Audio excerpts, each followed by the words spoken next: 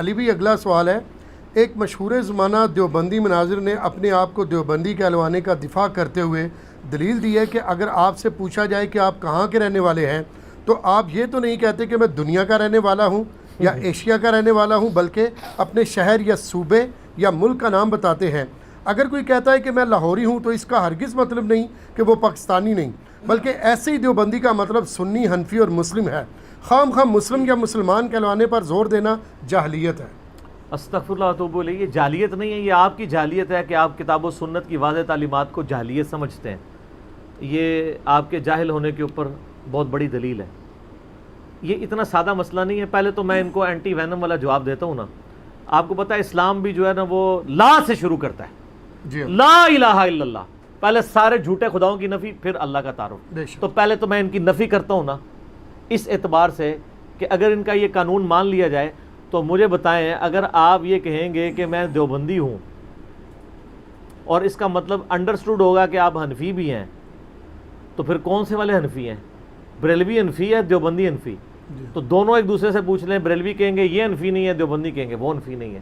صحیح۔ اور پھر بھی آپ کو یقین نہ آئے تو ہم ان کی کتابوں سے بتا دیتے ہیں۔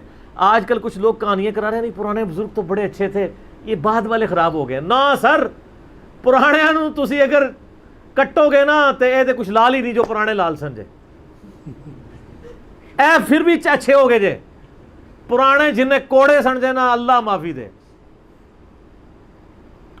آپ احمد بریلوی صاحب کی کتاب ہے حسام الحرمین، حسام الحرمین، حرمین کی تلوار، کتاب کا نام دیکھ لیں کتنا میٹھا ہے۔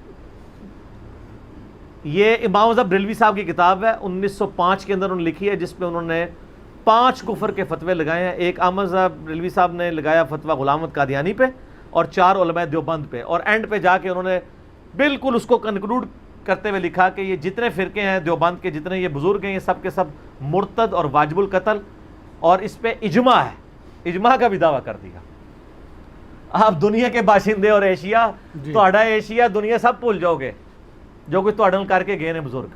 اچھا، اس کے جواب میں 1906 کے اندر دیوبندیوں نے کتاب لکھی جو کہتے ہیں ہم بڑی میٹھی باتیں کرتے ہیں۔ سر یہ میٹھی باتیں اس وقت تک ہوتی ہیں جب ان کے مفادات پہ ضرب نہ پڑے۔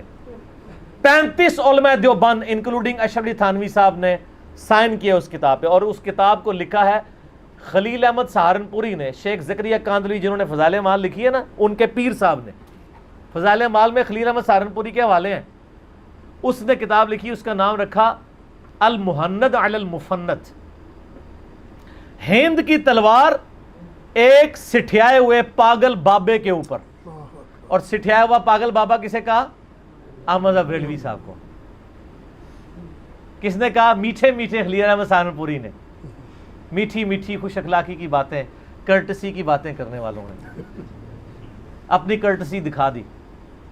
کتاب کا نام دیکھیں، المہند علی المفند، ہند کی تلوار سٹھیائے ہوئے بابے کے سر کے اوپر۔ اور انہوں نے پھر کہا کہ احمد بریلوی اور ان کی پوری جماعت ایک شیطانی لشکر ہے جو ہم پہ حملہ آور ہو گئے۔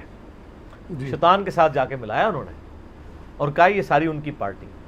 تو اب ہم معصومانہ سوال کرتے ہیں کہ جب صرف حنفی کہہ لینا، دیوبندی کہہ لینا کافی ہوتا تو یہ جو باقی ساری اس کے ساتھ معاملات لگے ہوئے ہیں ان کا آپ کیا کریں گے؟ تو یہ ان کا موقف بالکل غلط ہے۔ اب میں علمی دلائل کی طرف آتا ہوں، کیونکہ جب تک چوٹ نہ لگائی جائے، اب دماغ میں اتنا ڈرل ہو چکا ہوگا کہ اب میری باتیں ان کے دماغ میں گھسنا شروع ہو جائیں گی، ٹھیک ہے؟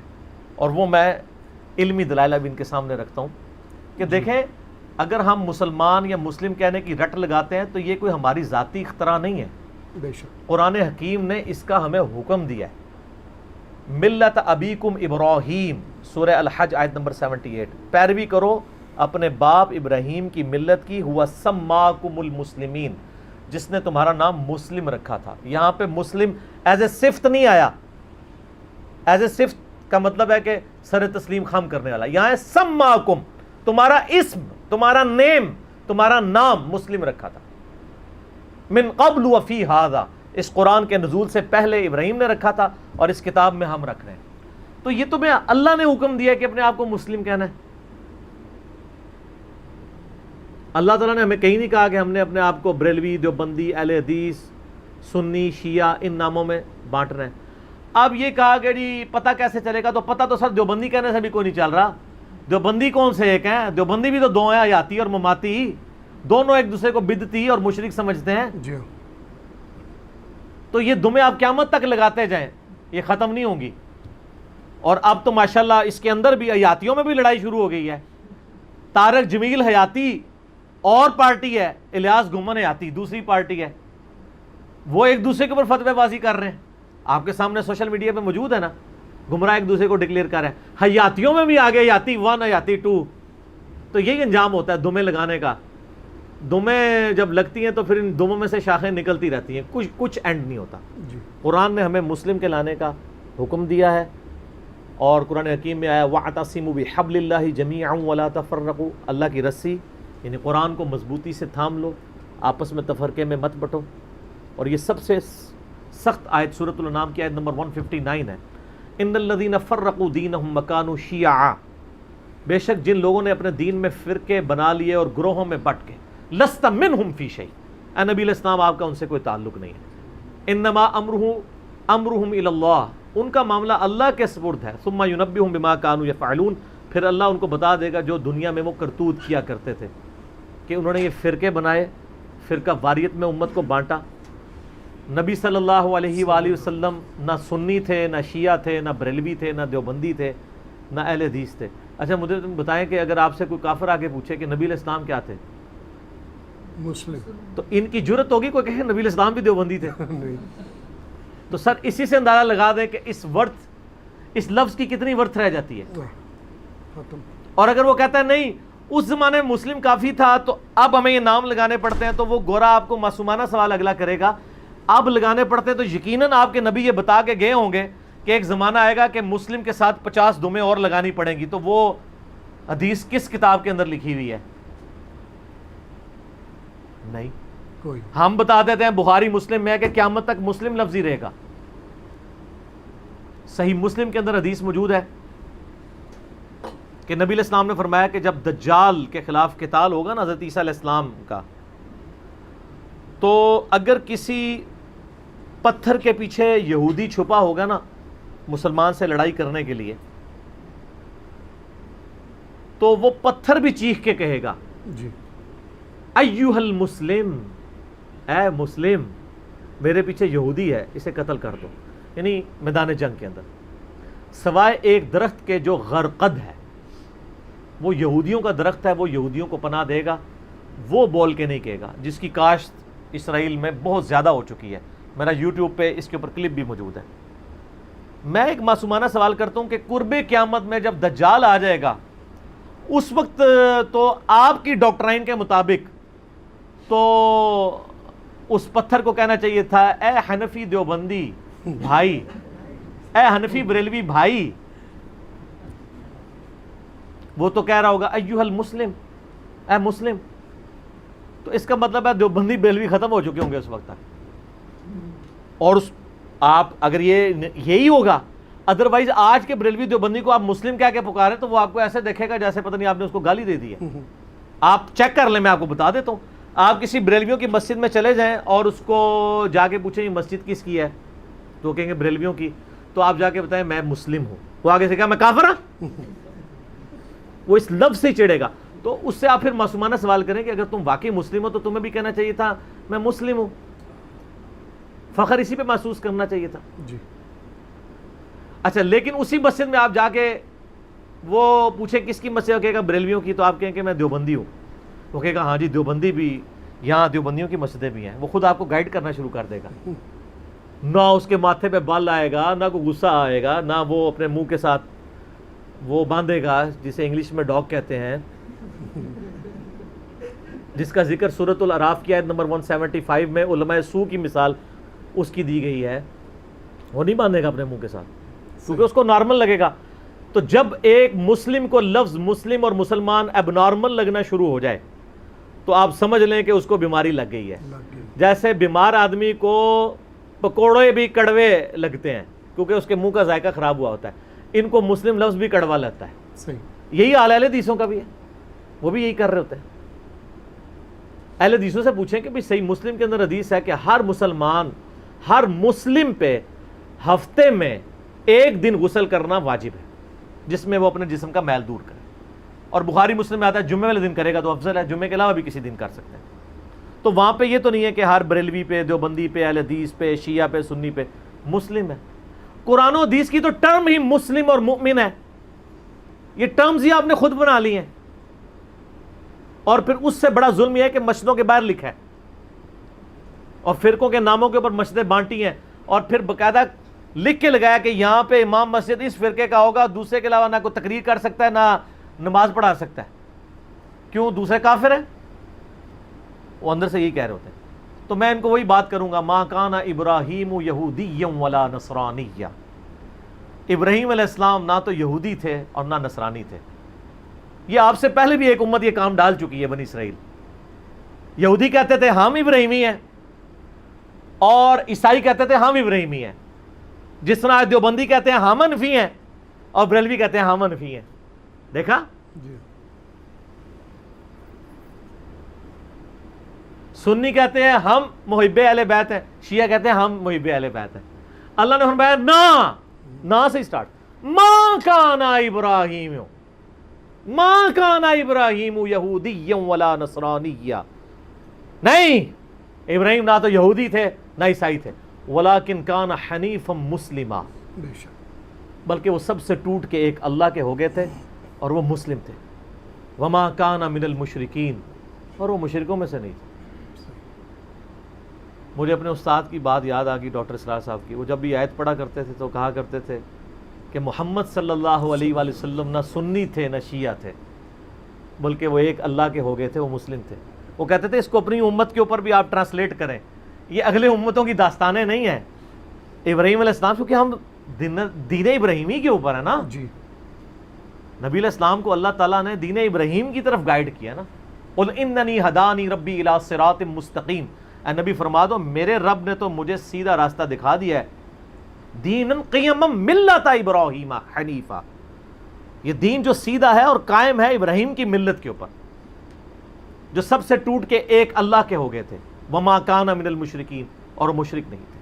قل ان صلاتی و نسکی و محیای و مماتی للہ رب العالمین، اے نبی علیہ السلام فرما دیجئے بے شک میری نماز، میری قربانی، میرا جینا، میرا مرنا سب کچھ اللہ کے لیے۔ بے شک، وَبِذَلِكَ أُمِرْتُ، اور مجھے اسی بات کا حکم دیا گیا، وَأَنَا أَوَّلُ الْمُسْلِمِينَ، کہ سب سے پہلے مسلم سر تسلیم خم کرنے والا میں بنوں، سب سے پہلا دیوبندی، بریلوی، اہل حدیث، شیعہ میں بنوں، یہ نہیں ہے۔ تو کرنے دیں ان کو، یہ جالیت سمجھتے ہیں، ان کی جالیت کھلے گی۔ 14واں پارہ سٹارٹ ہی اس سے ہوتا ہے، انشاءاللہ۔ ربما یود الذین کفروا لو کانوا مسلمین، ایک وقت آئے گا کہ کافر تمنا کریں گے کاش ہم دنیا میں مسلم ہوتے۔ یہ تو کہتے ہیں نا، یہ تمنا کریں گے کاش ہم دیوبندی، بریلوی، اہل حدیث، شیعہ ہوتے۔ اللہ کہہ رہا ہے ایک وقت آئے گا قیامت کے دن تم کہو کہ میں مسلم ہوتا۔ تو سر اس دن سے پہلے نا آپ ہمارے ساتھ ہمنوا بن کے جھوم کے کہہ دیں، کیا نہ میں نہ میں وابی نہ میں بابی، میں ہوں مسلم علمی کتابی۔ مسلم نام سے کیوں چڑھتے ہیں؟ اگر آپ کہتے ہیں نہیں میں مسلم ہوں تو آپ کو چڑھنا نہیں چاہیے۔ تو یہ آپ مثالیں دینی کہ جی آپ سے کوئی پوچھے تو آپ جناب یہ تو نہیں کہتے میں اس دنیا کا باشندہ ہوں، بلکہ اپنے شہر کا نام بتاتے ہیں۔ سر یہ تو معاملہ ہی اور ہے، یہاں تو نبی علیہ السلام نے، اللہ تعالیٰ نے حکم دیا ہے کہ اپنے آپ کو مسلمان کہنا ہے، بے شک، تو کیا آپ نبی علیہ السلام کو اور اللہ تعالیٰ کو یہ بتانا چاہ رہے ہیں؟ اور آپ نے جو اپنی دمیں لگائی ہیں بتائیں ان کی دلائل کہاں ہیں کتاب و سنت میں، کہ جب یہ ہوگا تو یہ کر لینا، جب یہ ہوگا تو یہ ایک اور دم لگا لینا، جب اس دم کی بھی آگے 2 دمیں بنے پھر ایک اور دم لگا لینا۔ اہل حدیث کو بڑی اکڑ تھی نا کہ ہم جی اہل حدیث ہیں، دیکھیں اللہ تعالیٰ ان کے ساتھ کیا کیا ہے، سنبھالے ہی نہیں جا رہے، اتنے ٹکڑے ہو گئے ہیں۔ غربا اہل حدیث، مدخلی اہل حدیث، سلفی اہل حدیث، غیر مقلد اہل حدیث اور مقلد اہل حدیث۔ اور پھر پاکستان میں جو جماعتیں بن چکی ہیں وہ ویسے کہتے ہیں نہیں فروئی اختلاف ہے، فروئی اختلاف ہو تو ایک جماعت دوسرے سے مسجد چھین لے، نہیں، فروئی اختلاف ہو تو مطلب ہے کوئی فرق نہیں پڑتا۔ تو جہاں مسجد چھینی جا رہی ہو، امام مسجدوں کی پٹائی کی جا رہی ہو، مسجد پہ اسلحے کے زور سے قبضہ کیا جا رہا ہو، تو مطلب کیا ہے کہ اس کو گمراہ سمجھتے ہیں۔ جی ہاں، آپ کو کہانی ضرور کرائی ہوئی ہے کہ نہیں سارے مسلمان بھائی ہمارے، بس توحید سب ہماری ایک ہے، کچھ بھی نہیں سر۔ جب تک قربانی کی کھالیں ایک نہیں ہوں گی نا، فطرانے ایک نہیں ہوں گے، چندہ بک ایک نہیں ہوگی، آپ کبھی بھی ایک نہیں ہوں گے۔ جی ہاں، اللہ پرنٹنگ پریس کی ہوں گی آپ کبھی ابھی دیکھ دیوبندی بریلوی کو ایک کرنا ہے نا ان کی چندہ بک ایک کر دیں تو لڑائی نہیں ہوگی. کہاں سے لڑائی ہوگی؟ چندہ بک لا دیں. یہ ویسے میں ویسے بتا رہا ہوں یہ محال ہے. یہ اسی طریقے سے ہے کہ وہ پہلی جنگ عظیم میں یعنی وہ جب مشورہ ہو رہا تھا نا کہ وہ جاپان کے جہاز اور کشتیاں جو ہیں وہ یعنی سمندر سے حملہ آور ہو جاتے ہیں تو امریکنز نے اور برٹش نے جب یہ مشورہ یعنی برٹش نے کیا مشورہ تو ادھر مشورے میں یہ بات بھی سامنے آئی کہ اس کا بڑا آسان سا حل ہے کہ آپ سمندروں کا پانی خشک کر دیں. یہ سر ہمارے کورس میں پڑھایا جاتا ہے پروجیکٹ مینجمنٹ میں اور کہا جاتا ہے کہ اس طرح کے جو مشورے ہیں ان کو پھینکنا نہیں چاہیے. بعض اوقات بہت کام کی بات بھی نکل آتی ہے کیونکہ اگر آپ یہ مشورہ بھی کنسیڈر کریں گے نا تو آپ کے پاس ایک آپشن آ جائے گا. اگرچہ یہ امپاسبل ہے لیکن واقعی اگر دنیا کے سمندروں کا پانی خشک ہو جائے تو اب دوزوں سے جاپان کی اب دوزوں سے اور جہازوں سے خطرہ ہی نہیں رہے گا. اگرچہ یہ امپاسبل ہے. کچھ چیزیں آپ دیکھیں سائنس اور فکشن کے اندر شروع میں ایک بنائی گئی کہ ایسا پاسبل ہو جائے کہ اڑنے والی کار ہو تو سر دبئی میں اڑ رہی ہیں نا کاریں پاسبل کر ہی لیا نا. اس وقت تو لوگ اسی طرح ہنسے ہوں گے جس طرح ہم ہنسے ہیں اس کے اوپر. تو وقت کے ساتھ چیزیں لیکن آپشن تو موجود ہے. تو یہ اسی لیول کا آپشن ہے کہ آپ چندہ بک ایک کر دیں سمندروں کا پانی خشک کر دیں آپ دوزیں نہیں آئیں گی. چندہ بک ایک کر دیں پھر کباری ختم ہو جائے گی. یہ دوسرا حال ہے کہ لوگوں کو ایجوکیٹ کریں کہ آپ کے ساتھ پوری نیک نیتی کے ساتھ آپ کے بزرگوں نے بہت بڑے لیول کی زیادتی کی ہے اور لوگوں کو بتائیں کہ ان کے ساتھ یہ کیا معاملات ہوئے. تو یہ دنیاوی مثالیں دے کے اس طرح کی کہانیاں کرا کے وہ چیزیں ثابت کرنا یہ خود ثبوت ہوتا ہے کہ ان کے پاس قرآن و سنت کی کوئی دلیل نہیں ہے. قرآن و سنت ہوتا تو اس طرح کی باتیں کرتے. یہ ساری کہانیاں منطقی باتیں اس لیے کر رہے ہوتے ہیں کہ کتاب و سنت میں ان کے پاس دلیل نہیں ہوتی. کتاب و سنت میں ہو تو پہلے قرآن کی آیت اور حدیث پیش کریں وہ تو پتہ ہے ان کے خلاف ہے.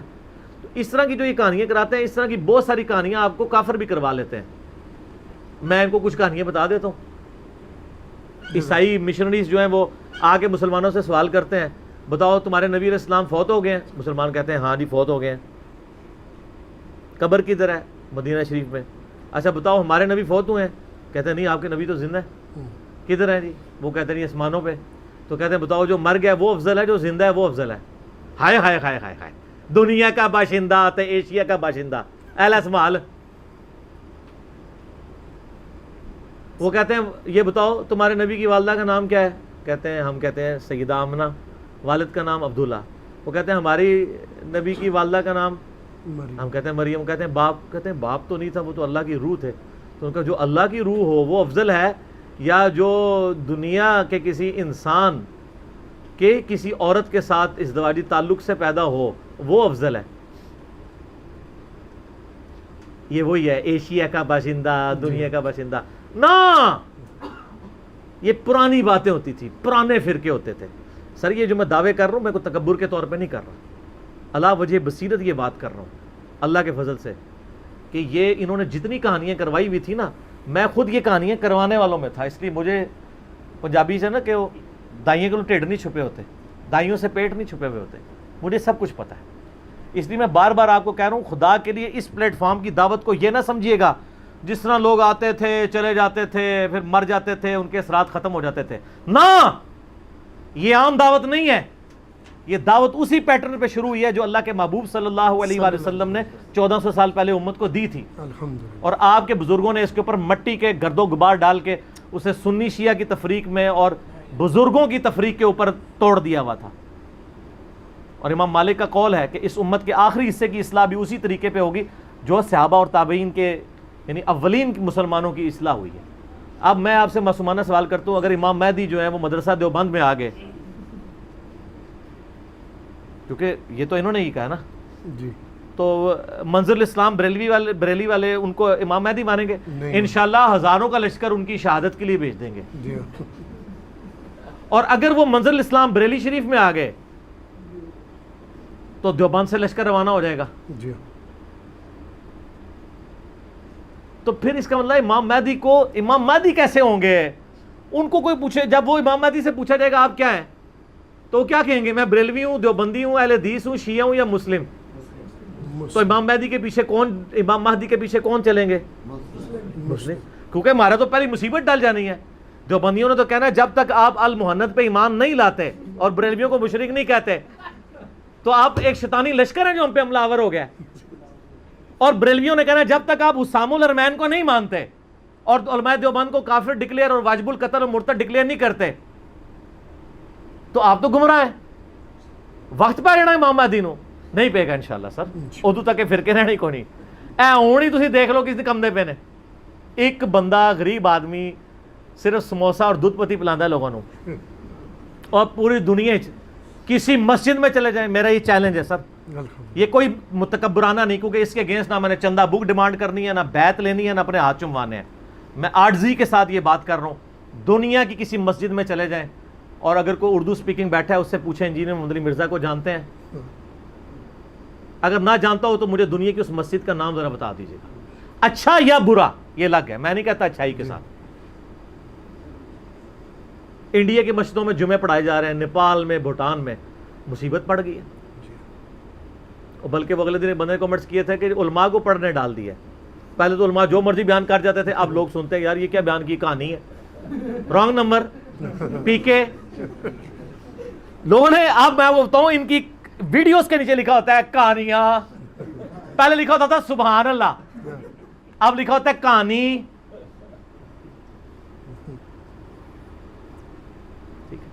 دونوں لکھا کریں سبحان اللہ اور آگے لکھا کریں کہانی.